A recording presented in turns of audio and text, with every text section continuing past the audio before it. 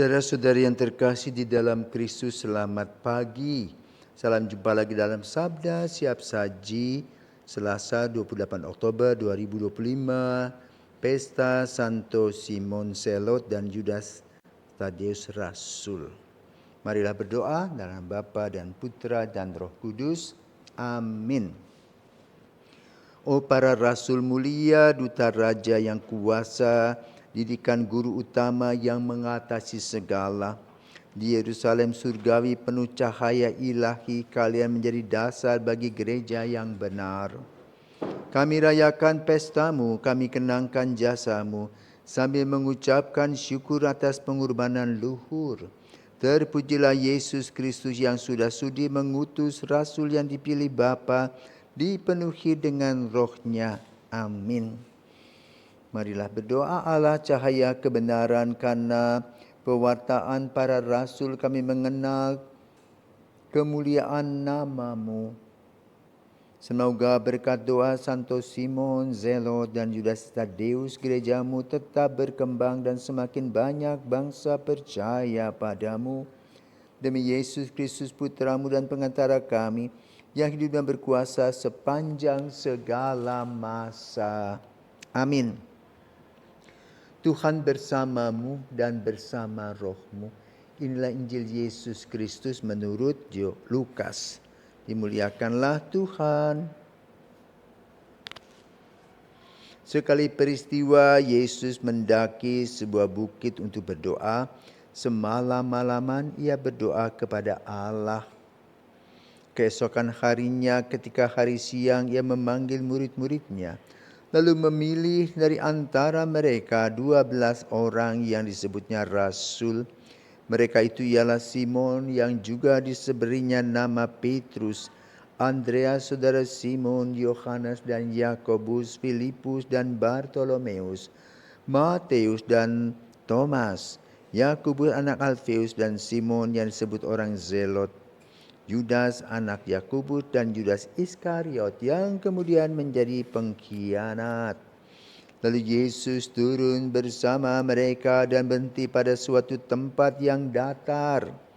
Di situ berkumpul sejumlah besar dari murid-muridnya dan banyak orang lain yang datang dari seluruh Yudea dan dari Yerusalem, dari daerah pantai Tirus dan Sidon. Mereka datang untuk mendengarkan Dia dan untuk disembuhkan dari penyakit mereka. Juga mereka yang dirasuki oleh roh-roh jahat beroleh kesembuhan. Dan orang banyak itu berusaha menjamah Dia, karena daripadanya keluar suatu kuasa, dan semua orang itu disembuhkannya. Demikianlah sabda Tuhan.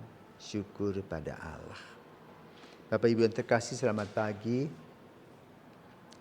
Dalam sejarah panggilan, di mana Yesus mengumpulkan para rasul di Galilea, terdapat beberapa nama yang sama.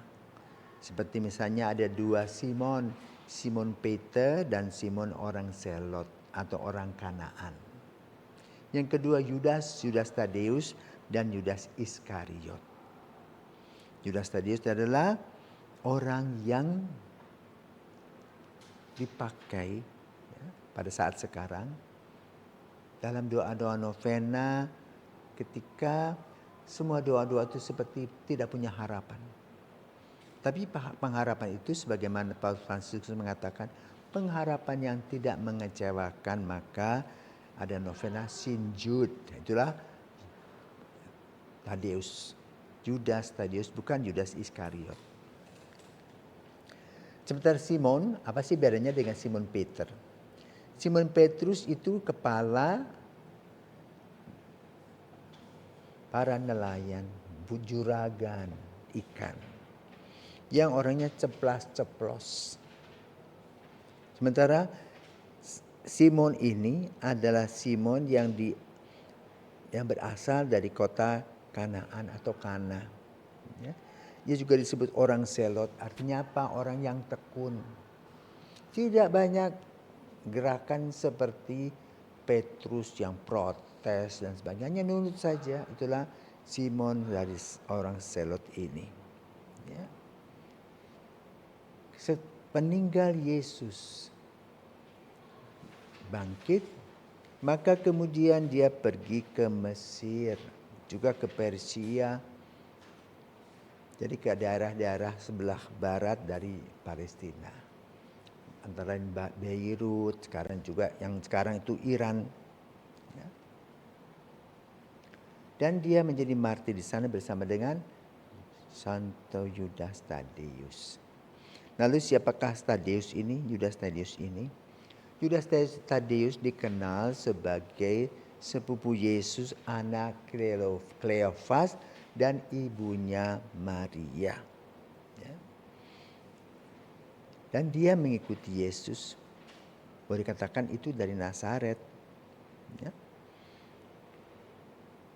Dia tentu saja mengenal kehidupan keluarga Nazaret dan kemudian mengikuti Yesus. Ya. Mengapa disebut Tadeus? Karena dia seorang yang pemberani, berani bertanya kenapa. Dia merasa sepupu dengan Yesus, maka dia bertanya kepada Yesus suatu hari, Tuhan, apakah sebabnya maka engkau hendak menyatakan dirimu kepada kami dan bukan kepada dunia? Jadi arahan-arahan Yesus adalah arahan-arahan rohani bagi para rasul. Kok kita yang mengikuti Sang Juru Selamat itu kok tidak kaya ya seperti para pengawal raja seperti itu. Dan ini dikritisi oleh Yudas Tadeus ini. Lalu Yesus menjawab ya bahwa hidup kita bukan di sini tetapi di alam yang lain bersama dengan Allah dalam kerajaannya. Dan itulah kemudian yang diwartakan. Dengan berani dia mewartakan Injilnya. Maka Yudas ini pergi ke arah utara, ke Suria, ya ibu kotanya Beirut, kemudian sebelahnya lagi Iran dan sebagainya. Dan kemudian dia dibunuh di sana. Namun kemudian dia juga menjadi orang-orang yang dikenal di Armenia yang sekarang adalah Iran Utara bersama dengan Santo Bartolomeus. Ada bukti bahwa di sana ada basilika, di Armenia ini ada basilika Santo Yudas Tadeus dan juga Santo Bartolomeus. Baik Simon Rasul atau Simon Selot maupun Yudas Tadeus kemudian menjadi martir. Ya. Saudaraku terkasih, Injil pada hari ini menguraikan tentang panggilan para rasul. Dan para rasul dipilih setelah Yesus berdoa. Maka kemudian kita mengambil juga contoh dalam pemilihan paus. Di mana ada konklav, para kardinal itu retret berdoa untuk memilih pemimpin baru. Demikian pula Yesus memberikan contoh, kemungkinannya Yesus itu berdoa di Gunung Tabor, di sebuah bukit. Dan setelah beberapa saat berdoa yang diiringi oleh begitu banyak orang yang datang yang mengikuti Yesus, yaitu sekitar 12 orang itu. Maka kemudian dikukuhkanlah dia di sana dan kemudian Yesus bersama-sama dengan para murid ke tempat yang datar yang saat ini adalah gereja atau basilika, boleh katakan gereja besar, gereja Sabda Bahagia. Itu tempatnya datar. Dan di sana ada sebuah ciri khas Yesus memberikan warta bahagia itu dalam satu lingkup yang menggema. Ya. Di sanalah Yesus memberikan berkat kepada para rasul untuk mewartakan Injil sampai pada akhir zaman. Ya. Karena itu pada hari ini kita bersyukur bahwa kita boleh memperingati Santo Simon Zelot dan Yudas Tadeus yang melanjutkan karya Yesus dengan iman, harapan, dan kasih yang juga menyembuhkan banyak orang. Bahkan sampai mereka wafat pun doa-doa yang disampaikan kepada mereka Tuhan dengarkan. Maka marilah kita berdoa pada hari ini. Santo Simon Zelot, Santo Yudas Tadeus, doakanlah kami. Selamat pagi.